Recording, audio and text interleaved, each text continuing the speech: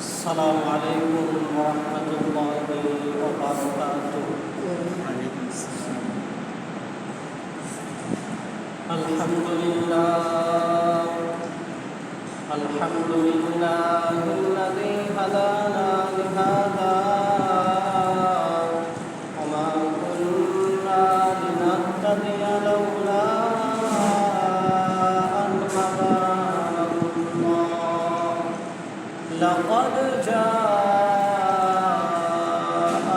رسل ربنا بالحق ونشهد أن لا إله إلا الله وحده لا شريك له ونشهد أن سيدنا ومولانا محمدا عبد الله ورسوله صلوات الله وسلامه عليه وعلى آله وأصحابه وأتباعه وإخوانه.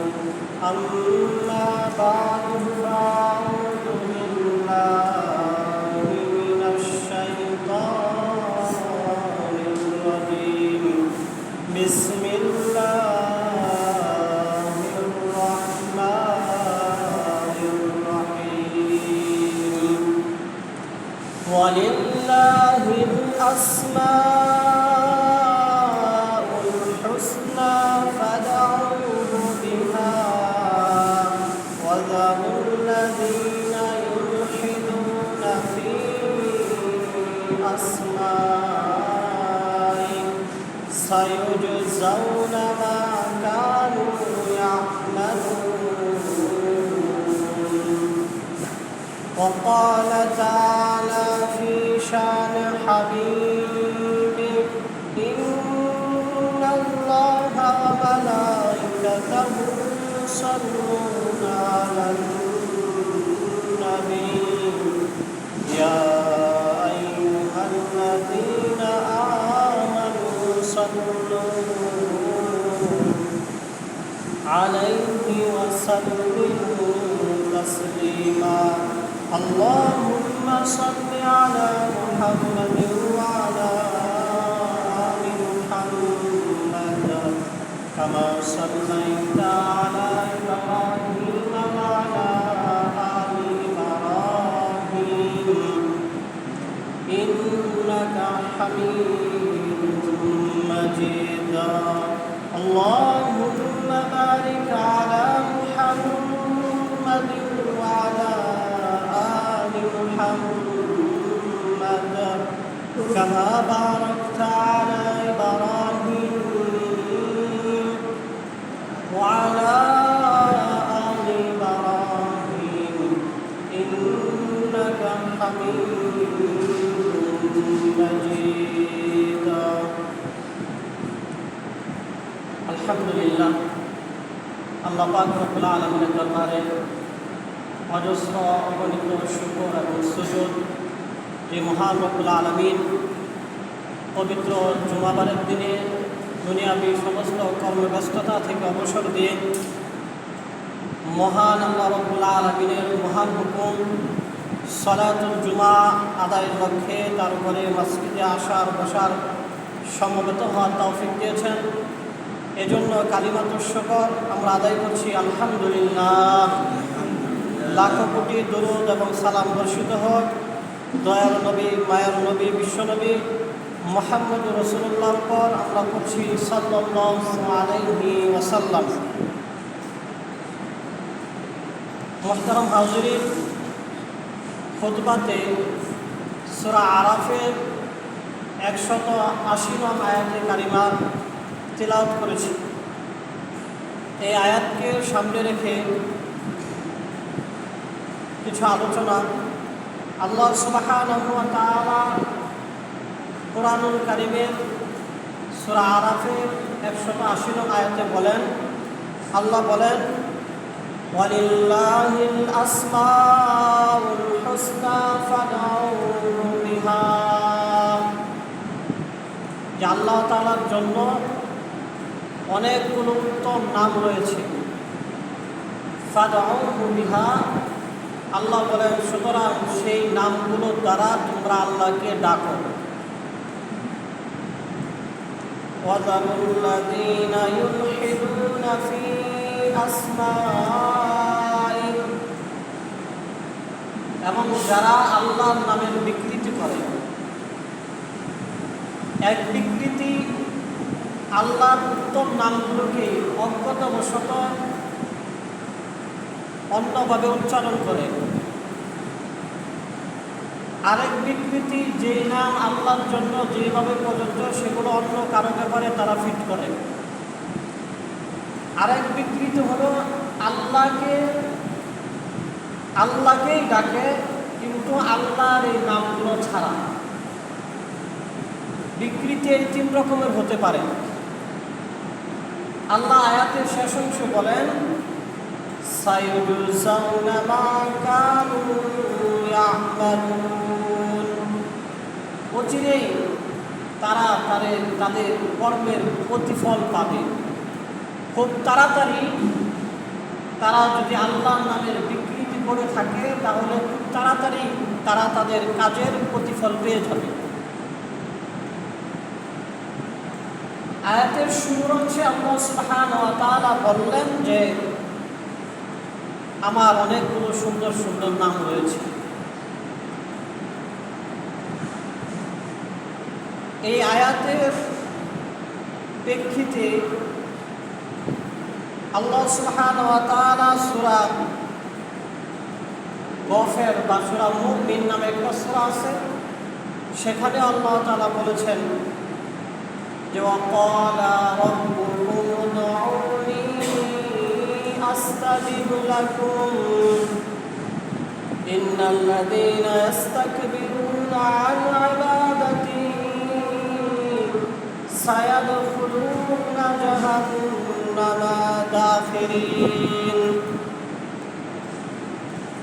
আল্লাহ সুবহানাহু ওয়া তাআলা তার হাবিবের মাধ্যমে আয়াত অবতীর্ণ করে জানিয়ে দেন যে তোমাদের রব বলেছেন, তোমাদের প্রতিপালক আল্লাহ সুবহানাহু ওয়া তাআলা বলেছেন যে উদউনি আস্তাজিব লাকুম, যে তোমরা তোমাদের প্রতিপালক আল্লাহকে ডাকো, আল্লাহর নাম স্মরণ করো। আস্তাজিব লাকুম, অবশ্যই আল্লাহ তোমাদের আহ্বানে সাড়া দিবেন।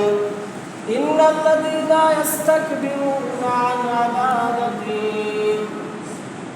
যারা অহংকার বশত আল্লাহর ইবাদত থেকে নিজেদেরকে ফিরিয়ে রাখে, আল্লাহ বলেন সায়াদখুলুনা জাহান্নামা দাখিরিন, খুব তাড়াতাড়ি তারা অপদস্থ হয়ে জাহান্নামে প্রবেশ করবে। নাউযুবিল্লাহ। সূরা আরাফে আল্লাহ বললেন যে আল্লাহর অনেকগুলো নাম আছে, সেই নামে আল্লাহকে ডাকো। সূরা মুমিনে আল্লাহ বললেন যে যদি তোমরা আল্লাহকে ডাকো আল্লাহ তোমাদের ডাকে সাড়া দিবেন। এতটা সত্ত্বেও যদি তোমরা অহংকার করো, দম্ভ করো, আল্লাহকে না ডাকো, আল্লাহর ইবাদত থেকে দূরে সরে থাকো, তাহলে আল্লাহ তোমাদেরকে জাহান্নামে দেবেন ঠিক, কিন্তু তোমরা যেহেতু অহংকার করেছো তোমাদেরকে অপদস্থ করে আল্লাহ তাআলা জাহান্নামে দেবেন। এই আল্লাহর নাম সম্পর্কিত একটি হাদিস প্রসিদ্ধ আছে, যে হাদিসটি বুখারী শরীফ, মুসলিম শরীফ, তিরমিজি শরীফ, ইবনে মাজাহ শরীফ, আহমদ শরীফ সহ অনেকগুলো হাদিসের কিতাবে এসেছে। আয়াতে আল্লাহ বলেছেন আল্লাহর অনেকগুলো উত্তম সুন্দর নাম রয়েছে, সেটা সংখ্যা বা নামগুলো কী কী সেটা আল্লাহ বলেন নাই, হাদিসের মাধ্যমে নবীজি সেগুলো বলে দিয়েছেন। এজন্যই কোরআন এবং হাদিস, কোরআনের আয়াত এবং নবীজির হাদিস, এই দুইটা সমন্বিত হলো পরিপূর্ণ দিন। সুতরাং কেউ যদি শুধু কোরআন নিয়ে পড়ে থাকে সে পরিপূর্ণ দিন মানতে পারবে না, কখনোই না। অনেক ক্ষেত্রে কোরআনের অনেক আয়াতের ব্যাখ্যা হাদিস নির্ভর। এখানে বলতেই হয় শুধু নবীজির কথার মাধ্যমে বোঝা গেছে এটা হাদিস আর এটা কোরআনের আয়াত। কেননা কোনো সাহাবী শুনান নাই যে জিবরাইল নবীকে কোন কথা বলেছিলেন, কানে কোনো সাহাবী শুনান নাই, এরকম কোনো রিওয়ায়াত নাই যে এই আয়াত নবীজিকে জিবরাইল পড়ে শুনিয়েছেন আমরা শুনেছি, এরকম কোনো রিওয়ায়াত নাই। কোরআনেও নাই, হাদিসেও নাই, কোনো ঘটনাতেও নাই। মওযু, জাল, বিচ্যুতপূর্ণ কোনো কাহিনীও নাই। নবীজি শুধু জবাব দিয়ে বলেছেন যে জিবরাইল আমাকে আল্লাহর পক্ষ থেকে এটা জানিয়েছে, এটা আয়াত। আবার কখনো নবীজি কোনো আয়াতের ব্যাখ্যায় কোনো কথা বলেছেন, সেটা হাদিস। তার মানে নবীজির মুখের কথার মাধ্যমে বোঝা গেছে এটা কোরআনের আয়াত বা এটা হাদিস। এজন্য আমরা যদি এখন শুধু এমন মনে করে বসে থাকি যেটা কোরআনের আয়াত সেটাকে আমরা মানবো, সেটাই প্রাধান্য, যেটা হাদিস সেটা মানবো না, যেই লোক বা যারা এই স্লোগান দেবে, এই দাবি করবে, একটা সময় তাদের ভিতরে শয়তানের অসহায় তারা বলতে বসবে যে ইসলাম দিন ধর্ম কোরআন বলতেই কিছু নাই। কারণ নবীর কথা দ্বারা এটা কোরআন, আবার নবীর কথার মাধ্যমেই তো হাদিস। তাহলে কোরআন মানবে, হাদিস মানবে না, একসময় তারা দেখবেন কোরআনও মানবে না। শুধুমাত্র নবীজি গুরুত্ব বুঝিয়েছেন, এটা সরাসরি আল্লাহ বলে দিয়েছেন, এটা আল্লাহর বিধান। আর কিছু কথা আল্লাহ আমি মুহাম্মদ রাসূলুল্লাহ সাল্লাল্লাহু আলাইহি ওয়াসাল্লামের জবানের মাধ্যমে জানিয়েছেন। এজন্য উসুলের ভাষায় কোরআনকে বলা হয় ওহী, ওহিয়ে মাতলু, আর হাদিসকে বলা হয় ওহিয়ে গায়রু মাতলু। অর্থাৎ কিছু ওহী সরাসরি আল্লাহ তাআলা জিবরাইলের মাধ্যমে জানিয়েছেন, কিছু ওহী নবীজির সিনা মুবারকের মাধ্যমে আল্লাহ তাআলা দিয়ে আমাদেরকে জানিয়েছেন। তাহলে আল্লাহ সুবহানাহু ওয়া তাআলা বললেন যে আমার অনেকগুলো সুন্দর নাম রয়েছে, সেই নামগুলো কি কি, কয়টা নাম, সেগুলো আল্লাহ বললেন না, নবীজির হাদিসের মাধ্যমে সেগুলো জানিয়ে দিলেন। যে হাদিসটি বুখারী মুসলিম সহ হাদিসের অনেকগুলো কিতাবের মধ্যে এসেছে। বর্ণনাকারী আবু হুরায়রা রাদিয়াল্লাহু তাআলা আনহু তিনি বলেন, আন আবি হুরায়রা রাদিয়াল্লাহু তাআলা আনহু قال رسول الله صلى الله عليه وسلم إن الله تبارك وتعالى 99 اسما 100 غير واحد من أحصاها دخل الجنة أو كما قال النبي صلى الله عليه وسلم। হযরত আবু হুরায়রা রাদিয়াল্লাহু তাআলা আনহু বলেন যে নবীজি বলেছেন, আল্লাহ তাআলা বলেছেন যে নিশ্চয়ই আমি আল্লাহর জন্য রয়েছে 99টা নাম, এক কম 100 নাম, অর্থাৎ 99টা নাম।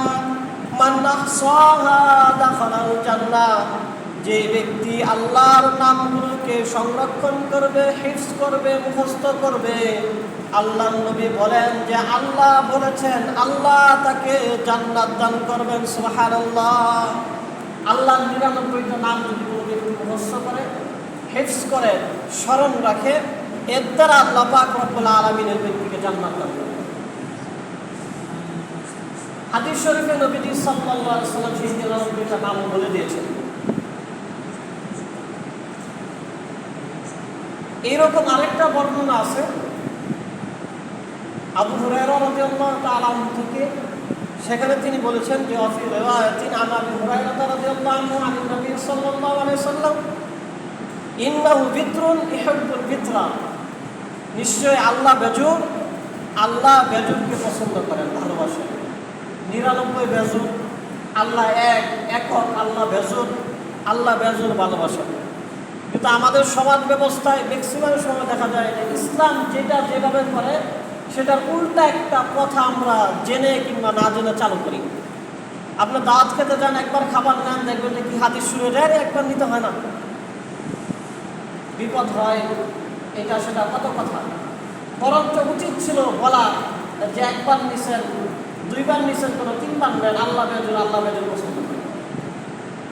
2 লোকমা খাইছেন কেন, 3 লোকমা খান, 5 লোকমা খান, আল্লাহ বেজুর পছন্দ করে।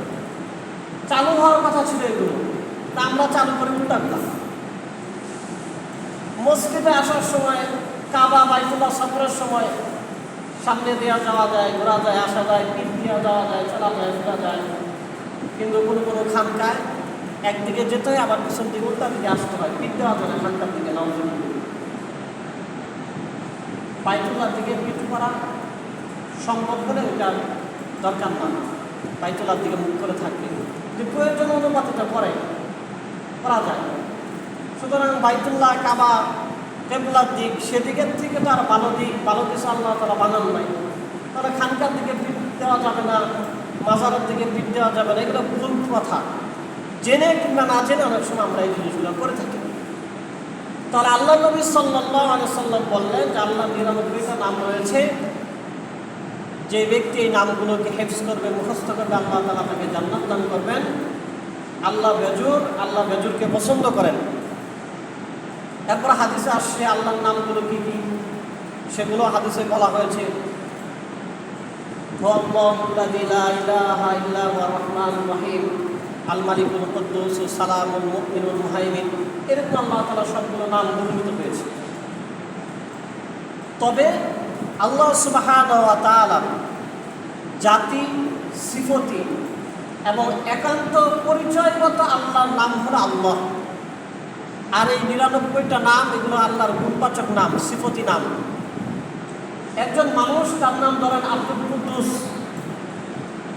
কিন্তু তিনি শিক্ষকতা করেন। এখন গ্রামে তাকে মাস্টার সাহেব হিসেবে সবাই চেনে, কিন্তু ওনার বাবা মার রাখা নাম বা পরিচিতির নাম হলো আব্দুল কুদ্দুস।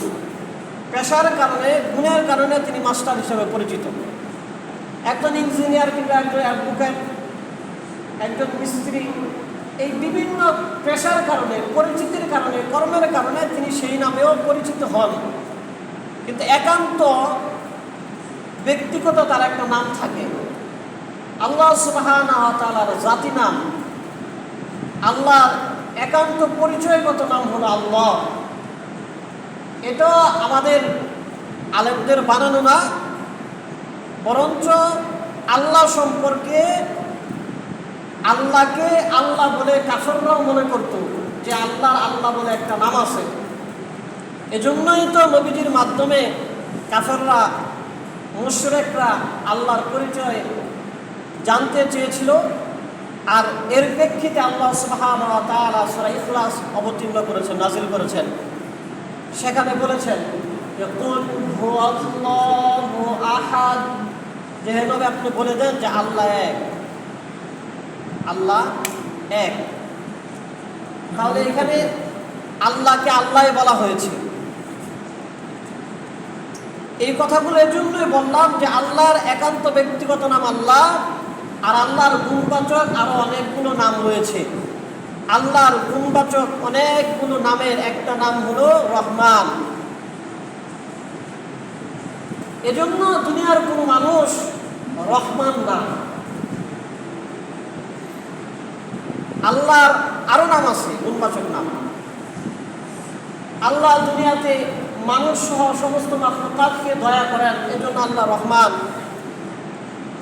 কোনো মানুষকে যখন রহমান নামে নামকরণ করা হয়, তখন আমরা সাথে জুড়ে দেই আব্দুর রহমান। আল্লাহ ছাড়াও অন্যান্য প্রাণী কোনো না কোনো সময় কাউকে না কাউকে একটু রহম করে, দয়া করে, কিন্তু তাই বলে তাকে আমরা রহমান বলি না, তাকে বলি আব্দুর রহমান, গোলামে রহমান, এরকম বলে থাকি।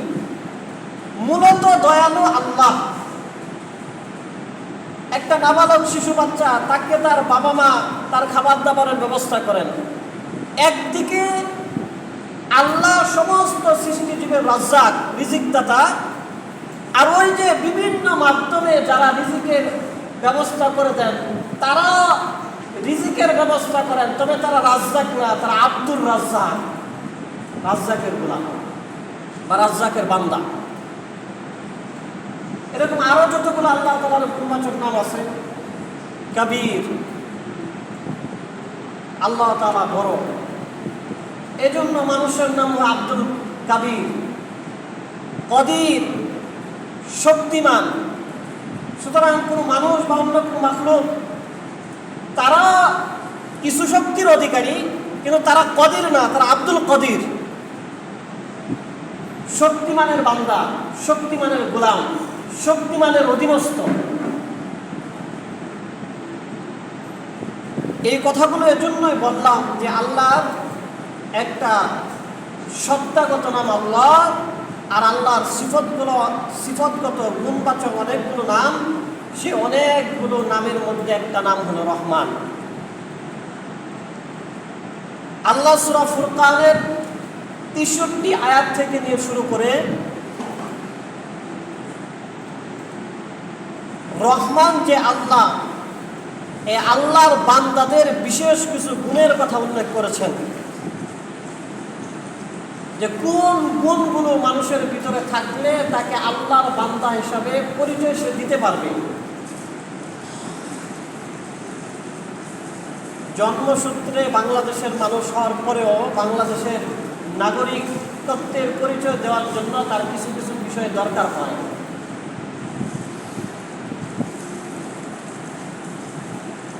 আল্লাহর বান্দা আমরা সবাই, যারা আল্লাহকে আল্লাহ মানে না তাদেরকে আল্লাহ তাআলাই বানিয়েছেন। বাকি আল্লাহর বান্দা হয়ে থাকার জন্য কিছু গুণের কথা আল্লাহ তাআলা উল্লেখ করে দিয়েছেন, যে এই গুণগুলো আল্লাহর বান্দার ভিতরে থাকবে, যে প্রকৃত অর্থে আল্লাহর বান্দা, অর্থাৎ যে নিজের কর্মের মাধ্যমে এই পরিচয়কে ফুটিয়ে তুলে যে সে আল্লাহর বান্দা। জন্মের সূত্রে বাংলাদেশে জন্মগ্রহণ করেছে, এর দ্বারাই সে বাংলাদেশি হিসাবে নিজেকে পরিচয় দিতে পারবে না। মৌলিক কিছু যোগ্যতা ওই নাগরিককে অর্জন করতে হবে, তাহলেই সে বাংলাদেশের নাগরিক হিসেবে পরিচয় দিতে পারবে। আল্লাহ বান্দাকে সমস্ত মানুষকে বানিয়েছেন। আল্লাহ বানানোর পরেই এই পরিচয়টা যথেষ্ট নয় যে সে আল্লাহর বান্দা। আল্লাহর বান্দা হিসাবে সে থাকার জন্য কিছু গুণ তাকে অর্জন করতে হবে। সেই গুণগুলোর কথা আল্লাহ তাআলা বলেছেন। এইরকম গুণ রয়েছে মোট ১২টি। তন্মধ্যে প্রথম যে গুণ, সেই গুণের কথা আল্লাহ তাআলা বলেন যে ওয়াইবাদুর রহমানিল্লাযীনা ইয়ামশুনা আলাল আরদি হাওনা। আল্লাহ পাক রব্বুল আলামিন বলেন যে আমার বান্দাদের কিছু গুণ থাকবে, রহমানের বান্দাদের কিছু গুণ থাকবে, কিছু পরিচয় থাকবে। এই পরিচয়গুলো রহমানের বান্দা তথা আল্লাহর বান্দাদের ভিতরে থাকতে হবে।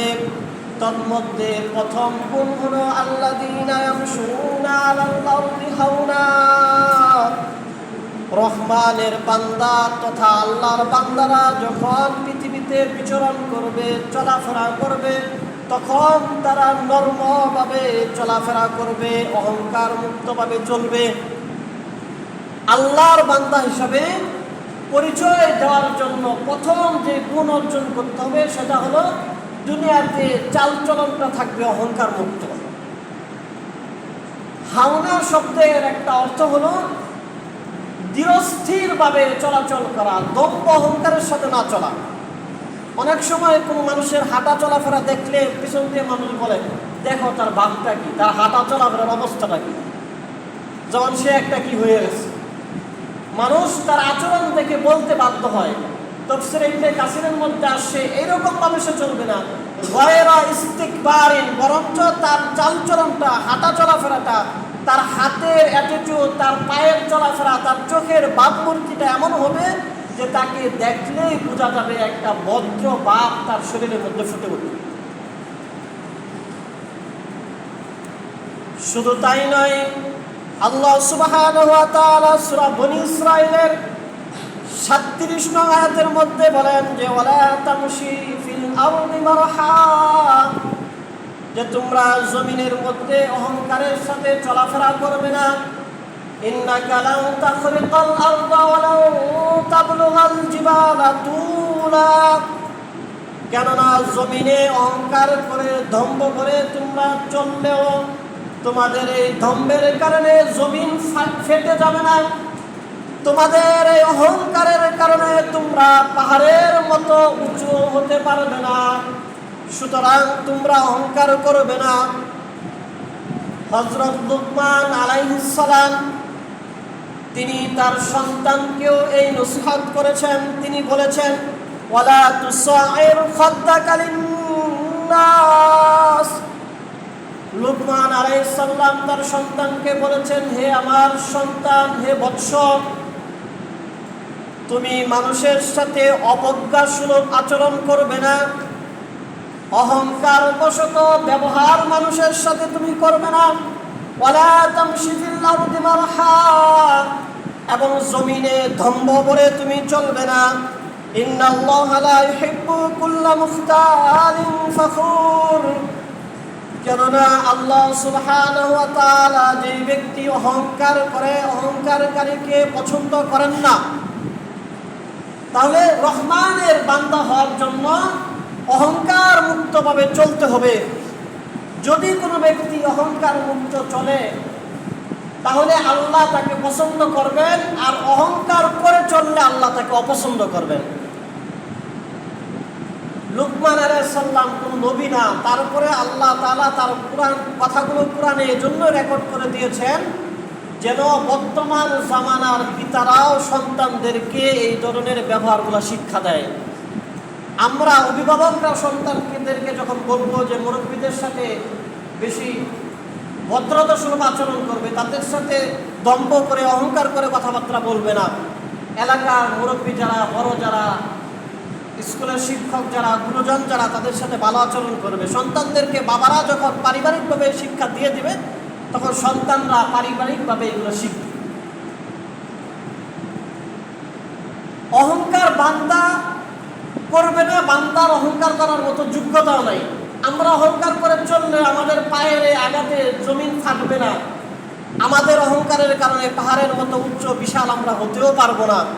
শুধু তাই নয়, আমরা অনেকেই জানি যে অহংকার আল্লাহর চাদর। হাদিসের মধ্যে আসছে, আবু দাউদ শরীফের হাদিসের মধ্যে আসছে, হযরত আবু হুরায়রা রাদিয়াল্লাহু আনহু বলেন, এটা হাদিসে কুদসি।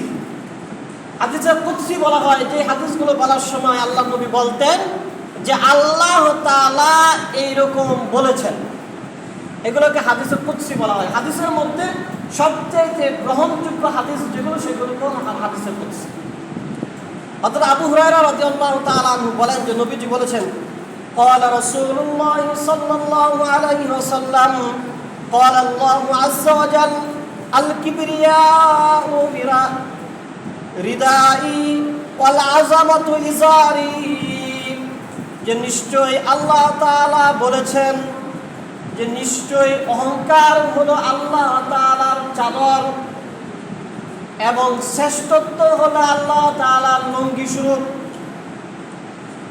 ফামান নাযানি ওয়াহিদাম মিনহুমা ওয়াযাফতুহু ফিন্নার। সুতরাং এই দুইটা নিয়ে যারা টানাহেঁচড়া করবে, এই দুইটার মধ্যে যারা অংশীদার হতে চাইবে, ওয়াযাফতুহু ফিন্নার, আল্লাহ তাদেরকে জাহান্নামে দিবেন। নাউযুবিল্লাহ। আল্লাহ সুবহানাহু ওয়া তাআলা তো আর চাদর ব্যবহার করতে হয় না, আমাদের মতো লুঙ্গি পায়জামা প্যান্ট ব্যবহার করতে হয় না। এই উদাহরণগুলো এজন্য দিয়েছেন যাদের যেমন যোগ্যতা আছে তাদেরকে সেভাবেই বোঝাতে হয়। ক্লাস 5-এ যে পড়ে তাকে আপনি ওই রকম জ্ঞান সুলভ কথা দিয়ে বোঝাতে হবে। যেই ছাত্র ইউনিভার্সিটিতে পড়ে তাকে ইউনিভার্সিটির লেভেলের লেকচারে আপনার দিতে হবে। আমাদের যোগ্যতা হলো আমরা মানুষের চাদর সম্পর্কে বুঝি, আমরা মানুষের লুঙ্গি সম্পর্কে বুঝি। একজন সম্ভ্রান্ত ব্যক্তির, সম্মানিত ব্যক্তির চাদর নিয়ে যদি কেউ টানে, কারো প্যান্ট পায়জামা লুঙ্গি নিয়ে যদি কেউ টানাটানি করে, এটা কিন্তু যেরকম অভদ্রতা, ওই সম্মানিত ব্যক্তির অসম্মানের কারণ এবং বড় ধরনের একটা অভদ্রতা এবং ক্ষমার অযোগ্য অপরাধ। আপনি একজন ভদ্র মানুষের লুঙ্গি টানাটানি করবেন, এটা ক্ষমার অযোগ্য অপরাধ। আল্লাহ বলেন শ্রেষ্ঠত্ব, অহংকার এগুলো আমি আল্লাহ চাদর লুঙ্গির মতো। সুতরাং এগুলো নিয়ে যদি কেউ টানাটানি করে এগুলো আমি আল্লাহর শ্রেষ্ঠত্বের অহংকারের কিবরিয়ার মধ্যে অভদ্রতা হয়, বড় ধরনের গুনাহ হয়। সুতরাং এইরকম গুনাহ যারা করবে, নিজেকেই নিজে শ্রেষ্ঠত্বের দাবিদার হিসাবে প্রকাশ করবে, নিজে নিজে অহংকার করবে, আমি আল্লাহ তাকে জাহান্নামে দেব। তিরমিজি শরীফের আরেক হাদিসের মধ্যে আসছে, হযরত আমর ইবনে শুআইব তিনি তার বাবা এবং দাদার সূত্রে বলেন, জানিন নবী সাল্লাল্লাহু আলাইহি ওয়াসাল্লাম নবীজি বলেছেন, ইহশারুল মুতাকাব্বিরুনা ইয়াওমাল কিয়ামা, কিয়ামতের দিন অহংকারীদেরকে উঠানো হবে আমসাল আয-যাররি ফি সুয়ারির রিজাল, অহংকারী ব্যক্তিকে পিপিলিকার মতো, পিঁপড়ার মতো ক্ষুদ্রাকৃতি করে আল্লাহ তাআলা উঠাবেন। একজন 5.5 ফুট, 6 ফুট, 7 ফুট, 4 ফুটের মানুষ, ওই মানুষটার দেহ অবয়ব ঠিক আছে, চেহারা আকৃতি সব ঠিক আছে, কিন্তু তার সাইজটা হয়ে যাবে পিঁপড়ার মতো, হাসরের ময়দানে থাকবে। যেই ব্যক্তি অহংকার করবে, দুনিয়াতে তার সাইজ যদিও 7 ফুটের হয়, হাসরের ময়দানে তার আকৃতিটা পিঁপড়ার মতো হবে।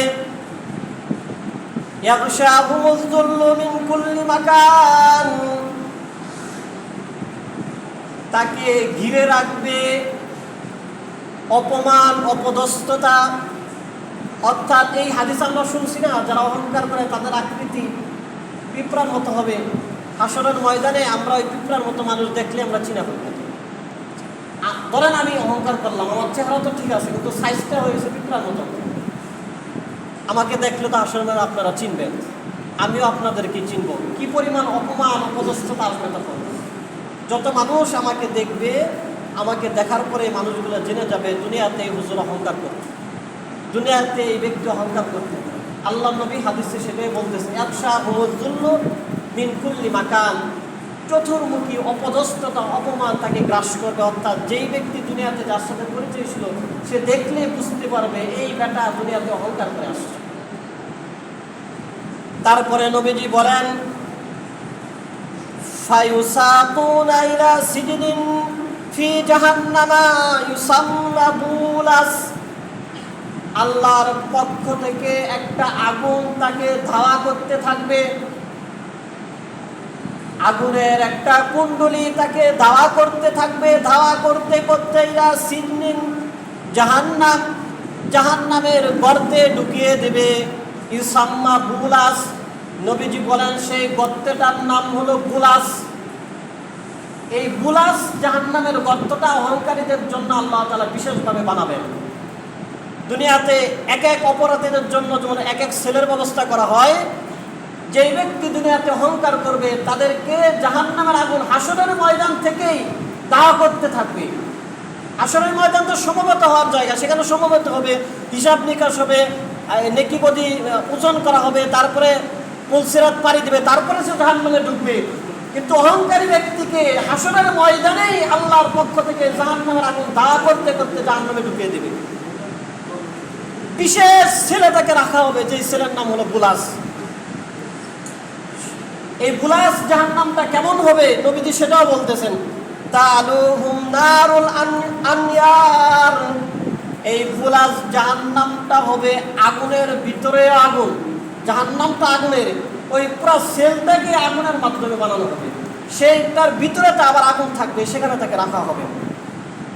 ইসকাউনা মিন উসারাতি আহলিন নার তিনাতিন খাবাল, এবং ওই বুলাস সেলের মধ্যে যে অহংকারী জাহান্নামীরা থাকবে তাদেরকেও তো খাবার দাবার দিতে হবে। অন্যান্য জাহান্নামের মধ্যে যে জাহান্নামীরা থাকবে তারা মরবে, পচবে, তাদের শরীরের মধ্যে গা হবে, পুষ হবে, এইগুলোকে জমানো হবে, জমিয়ে ওই বুলাস জাহান্নামের অধিবাসীদেরকে খাওয়ানো হবে। অর্থাৎ যারা দুনিয়াতে অহংকার করবে, খাওয়ার অহংকার, পোশাকের অহংকার, টাকার অহংকার, জ্ঞানের অহংকার, বিদ্যার অহংকার, বুদ্ধির অহংকার, ক্ষমতার অহংকার, যত ধরনের অহংকার হতে পারে, এই অহংকারীদেরকে এরকম কঠিন আযাবের মধ্যে, অপমান এবং অপদস্থতার মধ্যে হাসরের ময়দানে রাখা হবে। এজন্য মুহতারাম হাজরিন, আমাদেরকে অহংকার মুক্ত হিসাবে বাঁচতে হবে। নিজের জীবনটাকে এমনভাবে সাজাতে হবে যেন আমি একজন নিরহংকারী মানুষ, অহংকার মুক্ত মানুষ, সেভাবে আমাকে চলতে হবে। একদিকে অহংকার করলে এই ধরনের শাস্তি হবে, অপরদিকে আল্লাহর বান্দাদের যে পরিচয়, আল্লাহর বান্দা হওয়ার জন্য যে পরিচয় লাগবে, সেই পরিচয় আমাদের ভিতরে কিন্তু থাকবে না। আল্লাহ প্রথমেই বলেছেন যে রহমানের বান্দা যারা, তারা অহংকার মুক্ত থাকবে। সুতরাং যার ভিতরে অহংকার আছে সে রহমানের বান্দা না, তার আল্লাহর বান্দা না।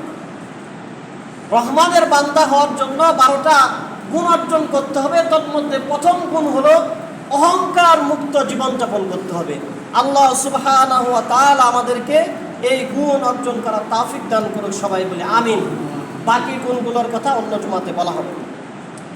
মুহতারাম হাজরিন, আপনারা জানেন যে আমরা প্রতি জুমাতেই কোরআনের বিভিন্ন আয়াত নিয়ে আলোচনা করি, সূরা নিয়ে আলোচনা হয়। বিগত 2 জুমায় আপনারা সূরা মুলকের ফজিলত, তাৎপর্য শুনেছেন বিস্তারিত। আজকে সূরা মুলকের 1 থেকে 11 নং আয়াতের কথা বলছি। ইতিমধ্যে আপনারা জেনেছেন সূরা মুলকের মধ্যে 30টা আয়াত আছে। আমরা 3টা ভাগে এই আয়াতগুলোর আলোচনা করব। 1 থেকে 11, 12 থেকে 22 এবং 23 থেকে 30। এই সূরাটা মক্কায় অবতীর্ণ হয়েছে, সেই হিসেবে আপনারা জানেন এই সূরার মধ্যে আল্লাহর একত্ববাদ, আল্লাহর ক্ষমতা, আল্লাহর কুদরত, আখিরাতের কথা, নবীজির রিসালাতের কথা, এই বিষয়গুলো এই সূরার মধ্যে বিশেষভাবে বলা হয়েছে। এই সূরার 1 থেকে 11 নং আয়াতের মধ্যে আল্লাহর কিছু ক্ষমতার কথা, জাহান্নামীদের কিছু শাস্তির কথা আল্লাহ তাআলা বলেছেন। 12 থেকে 22 নং আয়াতের মধ্যে আল্লাহ সুবহানাহু ওয়া তাআলা আল্লাহর কিছু ক্ষমতার কথা বলেছেন, তবে সেটা প্রশ্নবোধক শব্দের মাধ্যমে। আমি কি এমনটা করি নাই, এইভাবে বানাই নাই, এইরকমভাবে আল্লাহ তাআলা বলেছেন। 23 থেকে 30 নং আয়াতের মধ্যে বিশেষভাবে আল্লাহ তাআলা নবীজির মাধ্যমে নবীজিকে বায়া করে কিছু কথা আমাদেরকে বলেছেন। এই হলো এই সূরার মূল বিষয়গুলো আর কি। আল্লাহ সুবহানাহু ওয়া তাআলা সূরা মুলকের প্রথম আয়াতের মধ্যে বলেন, বিসমিল্লাহির রহমানির রহিম, তাবারাকাল্লাযী বিয়াদিহিল মুলক ওয়া হুয়া আলা কুল্লি শাইইন কাদির।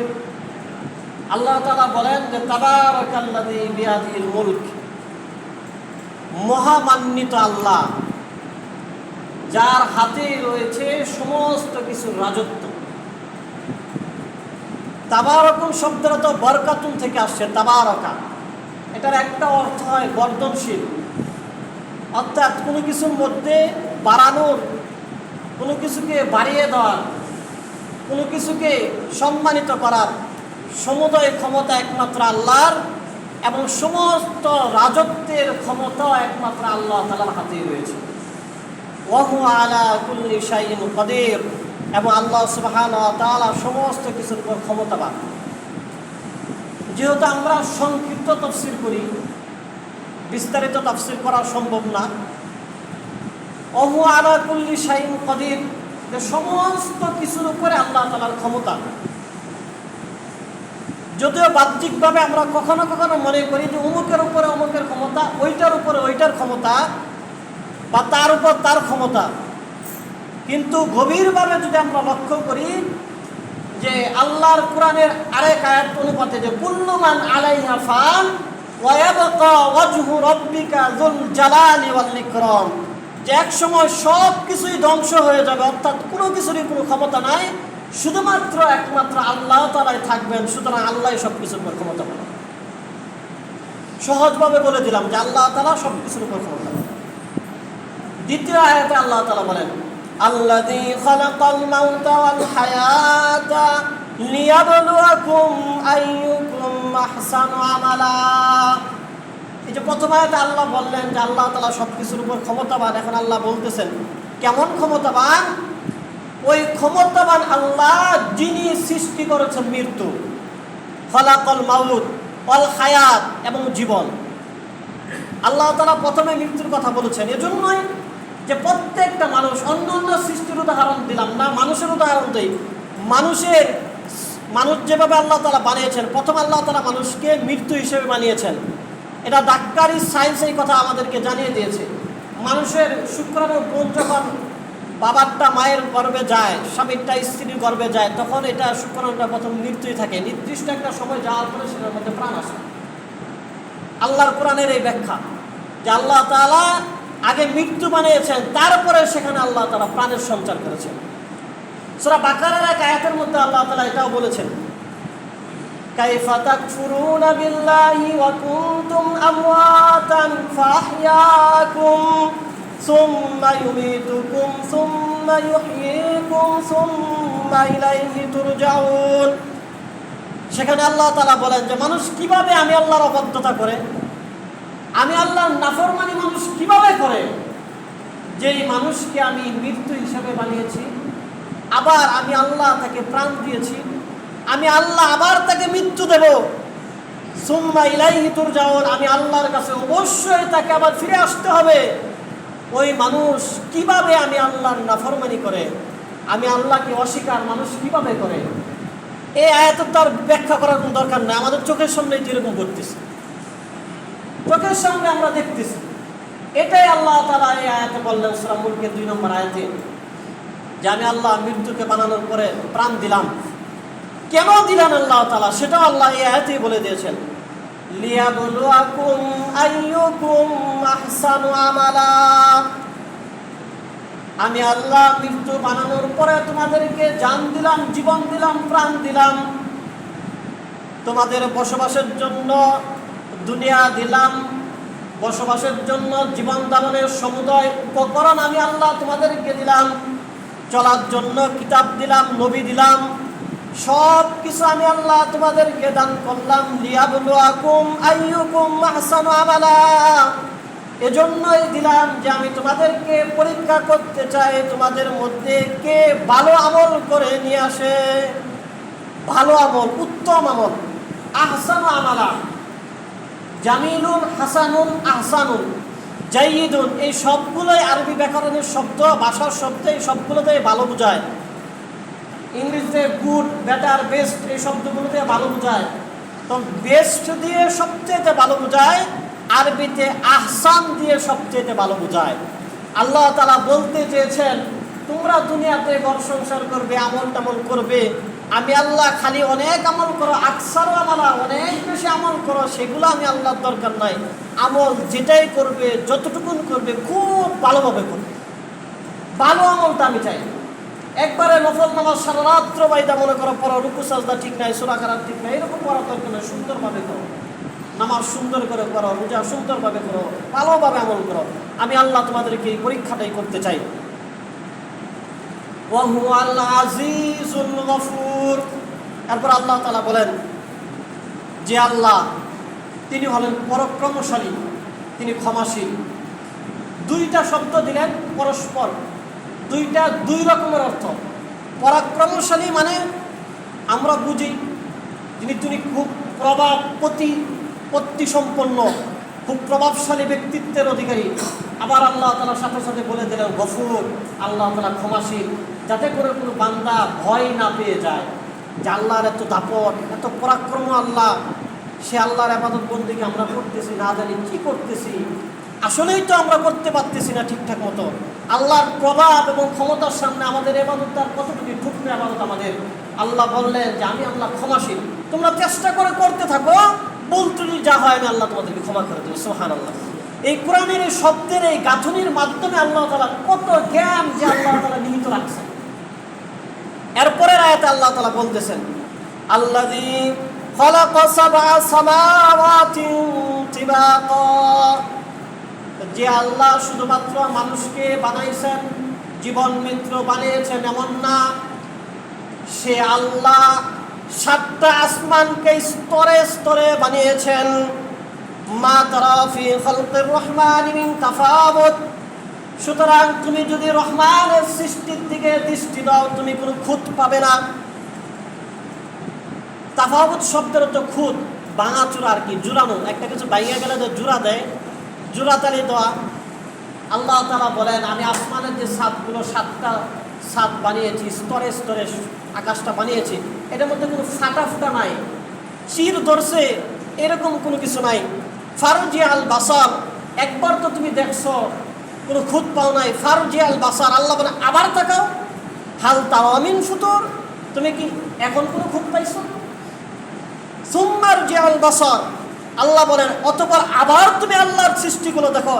কাররাতাইনি আও কলিব ইলাইকাল বাসার খাসিয়া ওয়া হুয়া হাসির, আল্লাহ বলেন তুমি বারবার তাকাতে থাকো। কাররাতান আও মাররাতাইন, অর্থাৎ বারবার তুমি আল্লাহর সৃষ্টির দিকে তাকাও, বারবার আল্লাহর সৃষ্টির খুঁত তুমি খুঁজতে থাকো। ইয়ানকলিব ইলাইকাল বাসার খাসিয়া ওয়া হুয়া হাসির, আল্লাহ বলেন বান্দা তোমার চক্ষু ব্যর্থ হয়ে যাবে, ক্লান্ত হয়ে যাবে, কিন্তু আল্লাহর কোন সৃষ্টির মধ্যে কোনো খুঁত তুমি খুঁজে পাবে না। সুবহানাল্লাহ।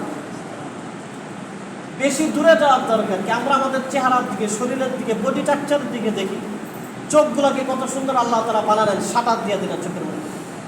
এই নরম চোখ যদি মনে করেন এই শাটার যুক্ত না থাকতো, আপনি দেখেন আমি যদি আপনার চোখের সামনে এমন করি, আপনার চোখ বন্ধ করতে হবে না, এটার মধ্যে আল্লাহ তো অটোমেটিক একটা লেন্স লাগাই দিচ্ছেন, অটোমেটিক একটা কি বলে এটারে, লিপ যে অটোমেটিক লাগে, সেন্সর লাগাই দিচ্ছেন আল্লাহ তাআলা চোখের মধ্যে। আপনি আমার চোখের সামনে বা আমি আপনার চোখের সামনে হাতটা নিব, খুঁচা দেওয়ার একটা বাদ করবো, দেখবেন আল্লাহ একটা লেন্স লাগাই দিচ্ছেন যে চোখটা অটোমেটিক চোখের এই শাটার নেমে যায়।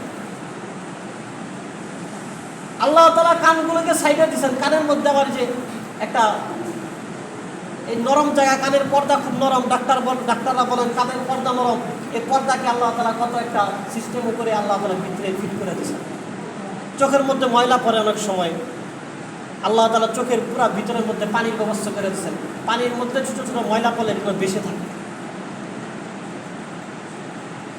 এইরকম আবার মুখটা চোখের সামনে দিচ্ছেন, খাবার দিয়ে দেখে মুখের ভিতরে দিতে পারি। দাঁতে চিবানোর আগে মুখের মধ্যে লাগার পরে আপনি একটা খাবার দেখার পরে দেখবেন জিহ্বার মধ্যে পানি আসতে থাকে।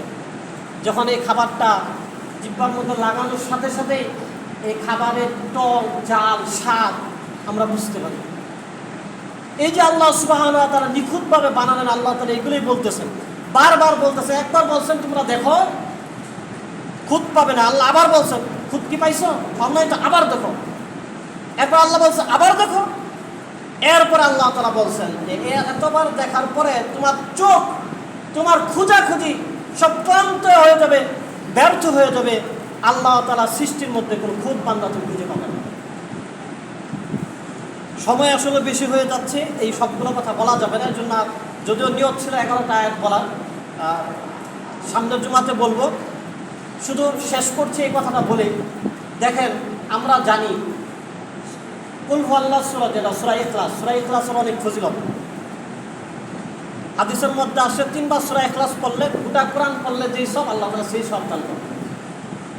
যদি কোনো ব্যক্তি 10 বার পড়ে, জান্নাতে একটা বালাখানা হবে, আবার 10 বার পড়লে আরেকটা হবে, আবার 10 বার পড়লে আরেকটা হবে। প্রতি 10 বারে সূরা ইখলাস পড়া জান্নাতে এক একটা বালাখানা। সূরা ইখলাস পড়লে আমরা জানি আয়াতুল কুরসি যদি কোনো ব্যক্তি নামাজের পরে পড়ে, ফরজ নামাজের পরে, নবীজি বলছেন লাম ইয়ামনাহু মিন দুখুলিল জান্নাহ ইল্লা ইয়ামুত, ওই ব্যক্তির জান্নাতে যাওয়ার জন্য মৃত্যুটাই শুধুমাত্র বাকি। ফরজ নামাজের পরে যদি কোনো ব্যক্তি আয়াতুল কুরসি পড়ে, এই পুরো আয়াতুল কুরসির মধ্যে শুধু আল্লাহর কথা, বাইরের কোনো কথা নাই। আল্লাহ কি করেন, আল্লাহ কেমন, এই কথা। সূরা ইখলাসের মধ্যেও শুধু এই কথাই, আল্লাহর পরিচয়। আপনারা গত জুমায় শুনেছেন সূরা মুলকের কত ফজিলত, পুরা কবরে আযাব এই সূরা মুলক বাঁচিয়ে দেবে। জান্নাতে যাওয়ার আগ পর্যন্ত সূরা মুলক বান্দাকে সুপারিশ করতেই থাকবে, করতেই থাকবে। যতক্ষণ পর্যন্ত না আল্লাহ তাআলা বান্দাকে মাফ করবেন, ততক্ষণ পর্যন্ত সুপারিশ করতেই থাকবে। এই কথাগুলো এজন্যই বললাম, সূরা মুলকে, কুল হুয়াল্লাহু সূরার মধ্যে আল্লাহর কথা শুধু, আয়াতুল কুরসিতে আল্লাহর কথাই শুধু, সূরা মুলকের মধ্যে শুধুমাত্র আল্লাহর কথাই। একটা যুগসূত্র পাওয়া গেল 3টার মধ্যে। মূল বিষয় হলো আল্লাহ এই বিষয়গুলোর ফজিলত এজন্যই বেশি রেখেছেন, যখন মানুষ এই সূরাগুলো বেশি বেশি পড়বে।